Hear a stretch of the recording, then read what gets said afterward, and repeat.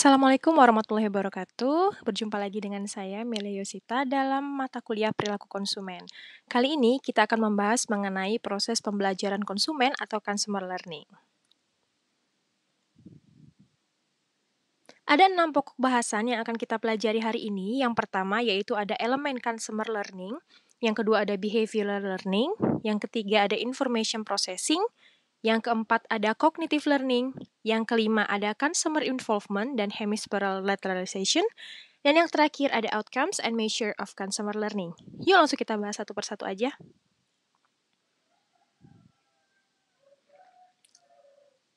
Proses pembelajaran konsumen atau consumer learning. Yang pertama yang harus kita ketahui dulu mengenai pengertian dari pembelajaran atau learning. Pembelajaran atau learning adalah proses di mana individu mendapatkan pengetahuan mengenai pembelian, konsumsi, dan pengalaman untuk diadaptasi di perilaku masa depan. Sedangkan pembelajaran konsumen atau consumer learning adalah proses dinamis yang berkembang yang dialami oleh konsumen dalam mendapatkan pengetahuan mengenai pengalaman pembelian dan konsumsi melalui observasi dan interaksi dengan konsumen lainnya. Proses consumer learning dapat bersifat intensional dan insidental. Bersifat intensional jika didapatkan dari hasil pencarian informasi mengenai produk tersebut, sedangkan bersifat insidental jika didapatkan tanpa sengaja. Kemudian ada 4 elemen dalam consumer learning, yaitu ada motif, cues, response, dan reinforcement. Yuk kita bahas satu-satu. Untuk yang pertama yaitu motif, adalah kebutuhan yang belum atau tidak terpenuhi menyebabkan timbulnya motivasi yang memacu proses pembelajaran konsumen. Contohnya, misalnya seorang wanita dan pria ingin mahir naik sepeda untuk kegiatan tur ke suatu kota. Mereka termotivasi untuk mempelajari seputar sepeda dan pastinya mereka sering berlatih. Kemudian mereka mencari informasi nih mengenai harga, kualitas, jenis sepeda yang cocok dan sesuai dengan kegiatan yang akan mereka lakukan. Pencari informasi ini bisa mereka lakukan baik secara online maupun offline, bertanya kepada orang lain atau langsung datang ke toko ataupun melihat review yang ada di internet. Yang kedua ada cues atau isyarat, yaitu adalah stimulus atau stimuli yang langsung memotivasi timbulnya suatu perilaku. Yang ketiga ada respons atau tanggapan. Dalam konteks pembelajaran atau learning, respon adalah suatu reaksi individu terhadap pendorong atau drive atau isyarat atau cue, di mana responnya ditunjukkan bergantung pada proses pembelajaran sebelumnya yang telah dialami oleh konsumen. Dan yang terakhir ada reinforcement adalah segala sesuatu atau bentuk penghargaan seperti kesenangan, kenyamanan, serta benefit yang diterima oleh konsumen setelah membeli dan mengkonsumsi suatu produk. Kemudian kita beralih lagi kepada yang dinamakan dengan behavioral learning. Behavioral learning. Kita akan mencoba memahami mengenai behavioral learning, classical conditioning, serta peran dari stimulus generalization dan diskriminasi terhadap pemasaran. Pertama, behavioral learning sering disebut sebagai stimulus response learning. Hal ini didasarkan bahwa behavioral learning tidak terkait dengan proses pembelajaran, namun terkait dengan input dan hasil dari pembelajaran tersebut. Ada 3 bentuk behavioral learning. Yang pertama yaitu ada classical conditioning, yang kedua ada instrumental conditioning, dan yang ketiga ada observational conditioning. Kita akan bahas dulu yang pertama yang mengenai kondisi klasik atau classical conditioning. Kondisi klasik atau konsep kondisi klasik atau classical conditioning yang dikembangkan oleh Ivan Pavlov adalah respons yang terbentuk secara otomatis melalui paparan dan penguatan yang berulang-ulang atau repetition. Kondisi ini terjadi saat beberapa stimulus dipasangkan dengan stimulus lainnya yang menghasilkan sebuah respons yang sama jika digunakan sendiri. Contohnya, Tony memiliki teman yang berkomentar mengenai sepatu boots mahal merek X miliknya. Temannya berkata, alangkah lebih baik jika Tony membeli model sneakers aja dibandingkan dengan sepatu boots yang dia miliki saat ini. Saat itu Tony berkata atau bersikap biasa aja dan tidak terlalu memerdulikan komentar temannya. Namun, jika Tony melihat artis idolanya memakai sepatu boots tersebut sebelum ia membeli, maka ia akan menjawab komentar temannya dan merasa sangat bangga telah membeli produk tersebut. Kemudian ada dua jenis stimulus, yaitu ada unconditioned stimulus dan conditioned stimulus. Menjadi unconditioned stimulus jika stimulus yang terjadi secara alami dan dalam menanggapi suatu kondisi. Contohnya, Anna merasa sedih harus berpisah dengan Marta yang merupakan sahabat sejak kecil, karena wajar ya setiap hari bertemu, setiap hari bermain, jadi wajar jika dipisahkan. Yang kedua, ada condition stimulus, yaitu stimulus yang terkait dengan kondisi atau perasaan tertentu yang bersifat berulang-ulang.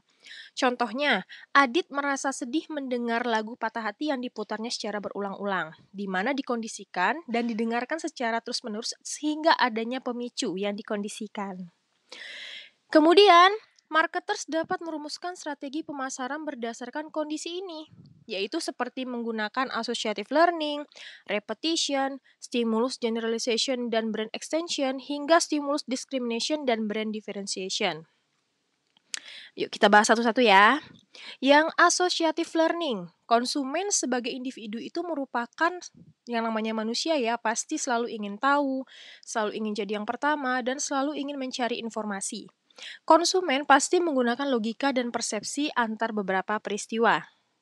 Kemudian yang kedua ada pengulangan atau repetition, yaitu adalah dalam periklanan, pengulangan pesan atau message repetition merupakan kunci antara brand dan pemenuhan kebutuhan konsumen, sehingga perusahaan sering menampilkan iklan promosi yang sama berulang-ulang.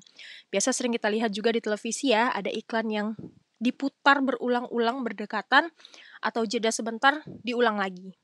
Namun, marketers juga harus menghindari efek advertising wear out atau penolakan oleh konsumen, sehingga jumlah pengulangan iklan harus dibatasi. Biasanya dalam satu sesi iklan itu ada sekitar 3 kali iklan akan diulang.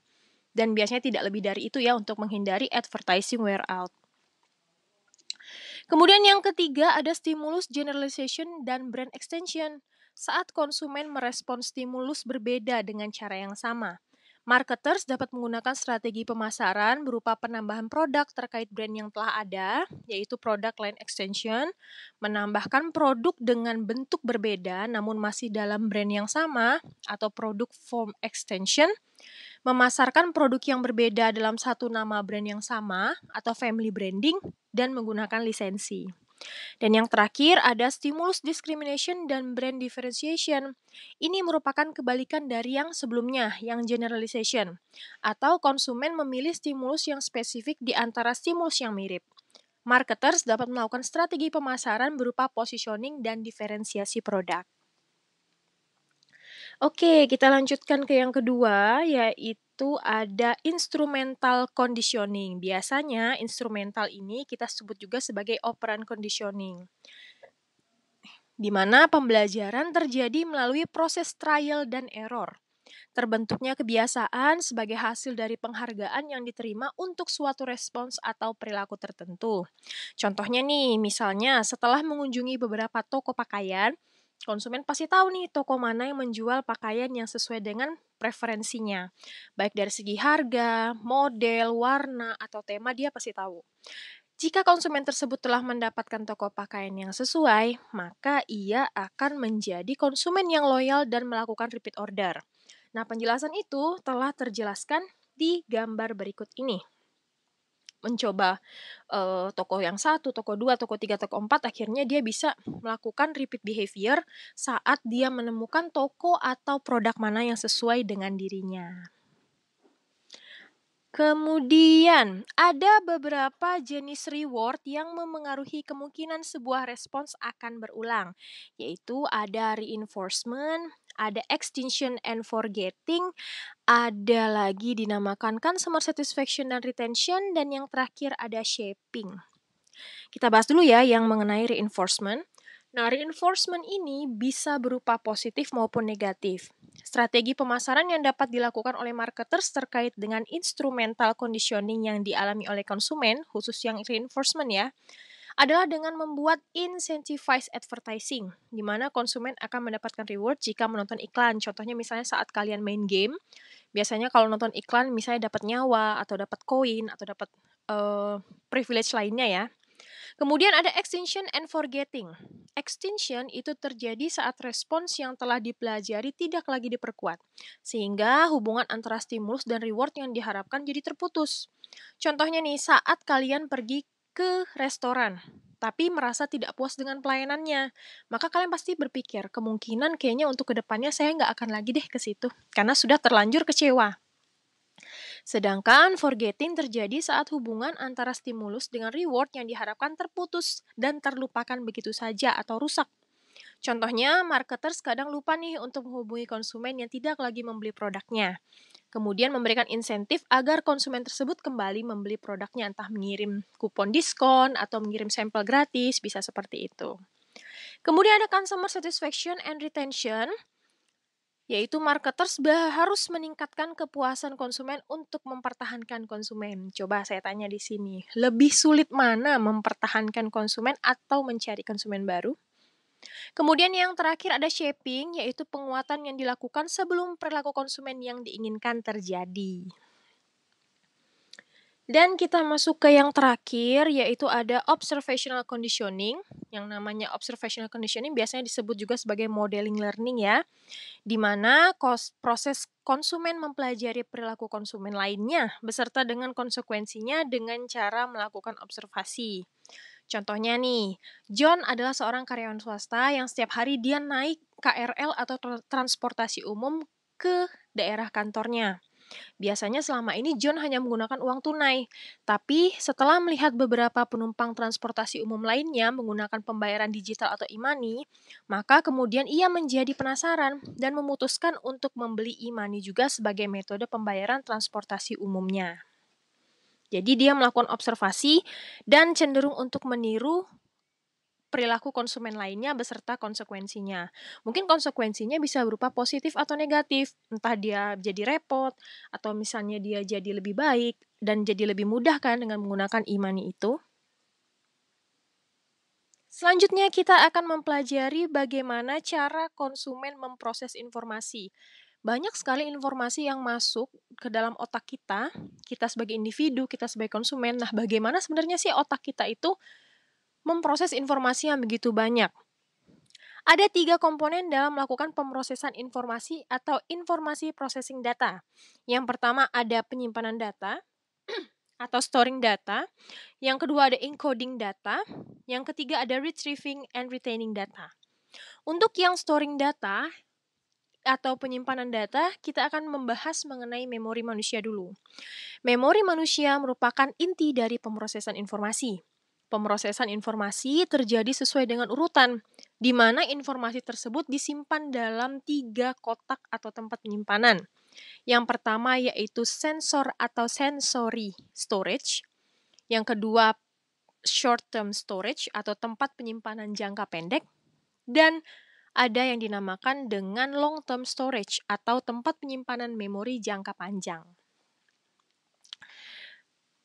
Kemudian ada lagi setelah sensory store, kita masuk lagi ke short term store atau tempat penyimpanan data jangka pendek, masuk lagi ke tempat penyimpanan jangka panjang atau long term. Yang kedua ada encoding data. Jumlah informasi yang tersedia dan siap untuk dihantarkan dari tempat penyimpanan jangka pendek atau short term menuju tempat penyimpanan jangka panjang atau long term bergantung pada jumlah latihan. Latihan apa nih? Latihan kalian untuk mengingat. Kemudian encoding adalah proses di mana konsumen memilih kata atau gambar visual untuk merepresentasikan suatu objek. Marketers dapat membantu konsumen melakukan proses ini dengan menggunakan brand simbol. Jadi makanya ada simbol-simbol merek atau simbol brand. Jadi begitu kalian melihat, wah ini ternyata simbolnya produk A atau simbolnya produk B. Jadi seperti itu. Itu membantu encoding data kalian. Dan yang ketiga ada retrieving and retaining data. Retrieving atau retrieval adalah proses di mana konsumen memulihkan kembali informasi yang tersimpan dalam tempat penyimpanan jangka pendek. Penyimpanan jangka panjang long term. Contohnya saat konsumen melihat suatu produk di toko atau iklan. Konsumen tersebut akan mengambil informasi yang tersimpan di otaknya. Kalian lihat sebuah koper. Ternyata, oh kopernya warnanya biru, ada rodanya 4 warnanya hitam. Oh ternyata mereknya ini, seperti itu. Oke, kita lanjut lagi kepada cognitive learning. Nanti kalau tidak salah untuk cognitive learning itu akan kita lanjutkan di materi khusus, tapi sekarang kita akan mencoba membahas luarnya ya. Cognitive learning adalah proses di mana konsumen memproses informasi produk berdasarkan atribut, brand, perbandingan antar brand, dan kombinasi di antaranya. Atribut brand itu biasanya berupa packagingnya, warna produknya, ukuran kemasannya, itu termasuk atribut ya. Konsumen dengan tingkat cognitive learning yang tinggi mendapatkan informasi produk yang lebih banyak dan mempertimbangkan atribut serta alternatif produk yang lebih banyak pula. Pastikan kalau memiliki tingkat cognitive learning yang tinggi, pasti akan lebih mempertimbangkan nih. Oh produknya warnanya biru, apakah sesuai nggak sih dengan apa yang dijual? Oh kemasannya seperti ini, ergonomis jika dibawa atau tidak. Kemudian setelah cognitive learning, kita beralih lagi kepada keterlibatan konsumen atau consumer involvement and hemispheric lateralization. Pada bagian ini kita akan lebih fokus pada dampak dari keterlibatan dan pembelajaran pasif konsumen terhadap keputusan pembelian produk. Yang pertama, kita akan bahas dulu mengenai consumer involvement. Consumer involvement adalah tingkat relevansi pribadi yang dimiliki oleh produk atau pembelian bagi konsumen. Consumer involvement ini bisa bersifat tinggi maupun rendah. Bersifat tinggi atau high involvement purchase jika produk tersebut dirasa sangat penting bagi konsumen, memiliki risiko tinggi, dan menyediakan informasi yang berlimpah. Bisa juga nih, dia bersifat rendah atau low involvement purchase jika produk tersebut dirasa tidak penting bagi konsumen, memiliki risiko rendah, dan menyediakan informasi yang terbatas. Semakin tinggi tingkat keterlibatan konsumen terhadap suatu produk, maka semakin panjang hubungan keterkaitan konsumen dengan produk tersebut. Misalnya, kalian butuh banget terhadap produk sampo anti ketombe karena dapat menyelesaikan masalah ketombe kalian, dapat secara tidak langsung kalian sangat butuh itu karena untuk menyelesaikan masalah ya. Kalian merasa akan sangat terikat dengan produk tersebut, brand tersebut. Nah, kemudian ada lagi hemispheric lateralization atau split brain theory. Adalah teori bahwa otak manusia terbagi atas dua belahan cerebral yang beroperasi secara bersamaan, namun pada dasarnya dia memiliki spesialisasi dalam memproses jenis kognisi yang berbeda.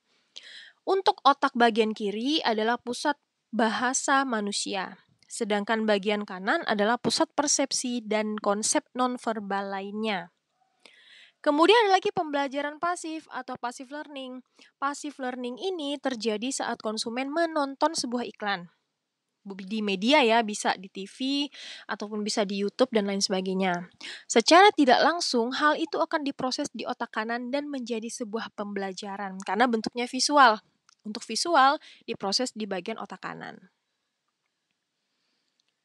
Selanjutnya kita beralih lagi kepada bagaimana cara untuk mengukur hasil dari consumer learning ya, karena untuk segala sesuatu itu pasti harus kita ukur untuk mengetahui sebenarnya ini worth it atau misalnya sebenarnya konsumen kita sudah sampai mana untuk dapat menciptakan strategi pemasaran yang sesuai bagi mereka. Jadi ini adalah outcomes and measure of consumer learning. Oke, tujuan bagi marketer sesungguhnya ya dari consumer learning adalah untuk meningkatkan market share dan loyalitas mereka terhadap brand. Namun kita harus tetap melakukan pengukuran nih dari hasil consumer learning. Ada yang kedua, yaitu ada recognition and recall measure dan ada pengukuran mengenai loyalitas brand atau brand loyalty. Kita bahas dulu yang pertama ya, yang recognition and recall measure. Tujuan pengukuran ini adalah untuk menentukan apakah konsumen dapat mengingat dan menyebutkan kembali iklan yang telah mereka baca atau beli. Kemudian namun kita harus tetap melakukan pengukuran. Pengukuran ini didasarkan pada dua, yaitu ada aided recall, ada unaided recall. Kalau yang aided recall yaitu tes pengakuan atau recognition test yang mengukur tingkat efektivitas pembelajaran dari komunikasi. Konsumen disajikan iklan. Kemudian diberikan pertanyaan, apakah mereka pernah melihat iklan ini atau tidak, dan menyebutkan aspek penting iklan tersebut berdasarkan sudut pandang mereka. Berbanding terbalik lagi nih dengan unaided recall, yaitu tes ingatan atau recall yang mengukur tingkat efektivitas pembelajaran dari komunikasi. Konsumen diberikan pertanyaan, apakah mereka pernah atau tidak menonton televisi atau menonton acara, menonton film, atau membaca majalah tertentu ya. Setelah itu, konsumen diberikan pertanyaan mengenai produk apa aja yang ada di majalah atau acara yang ditonton tersebut berdasarkan sudut pandang mereka. Masuk juga di product placement. Kemudian untuk pengukuran brand loyalty. Brand loyalty atau loyalitas merek adalah pengukuran mengenai seberapa sering konsumen membeli produk dari sebuah brand. Brand loyalty juga memiliki dua komponen nih, yaitu perilaku atau behavior dan sikap atau attitude. Ada 3 jenis brand loyalty. Yang pertama ada covetous, ada inersia, dan ada premium. Kalau yang covetous yaitu tidak ada pembelian produk yang konsisten. Meskipun memiliki keterikatan yang kuat, dia pasti beli produk itu, tapi tidak setiap hari, tidak sering, tapi pasti membeli produk brand itu. Kemudian ada lagi inersia. Kalau inersia, pembelian produk dari suatu brand dikarenakan kebiasaan dan rasa nyaman. Meskipun tidak memiliki keterkaitan atau keterikatan emosional yang kuat dengan brand tersebut. Misalnya karena orang tua kalian sering membeli shampoo merek X. Nah itu jadi suatu kebiasaan tuh. Meskipun kalian sebenarnya nggak memiliki keterikatan emosional dengan shampoo merek itu. Kemudian ada lagi yang dinamakan premium. Keterikatan yang kuat terhadap suatu brand dan melakukan repeat purchase. Kalian loyal banget dengan shampoo merek X. Jadi mau berbagai macam keluhan berbagai macam keluhan rambut kalian pasti belinya shampoo merek X. Oke, kemudian ada karakteristik konsumen yang memiliki loyalitas terhadap suatu brand. Berikut ini adalah karakteristik konsumen yang loyal ya. Yang pertama yaitu adalah cenderung menetap pada brand yang sudah mereka kenal, percaya, dan menganggap mereka sebagai konsumen loyal. Yang kedua, cenderung menetap pada brand yang memang sudah terkenal, yang semua orang tahu ya, bahkan sudah menjadi pemimpin pasar.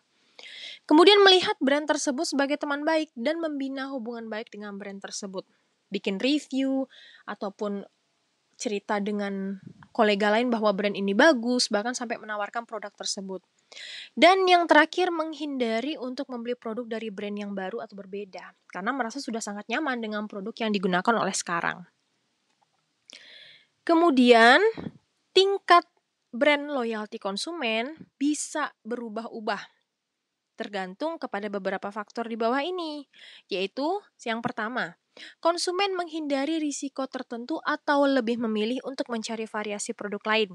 Biasanya beli shampoo merek X, tiba-tiba pengenlah cari variasi shampoo merek Y, seperti itu. Kemudian reputasi brand dan ketersediaan dari brand substitusi. Reputasi brandnya bagus atau tidak?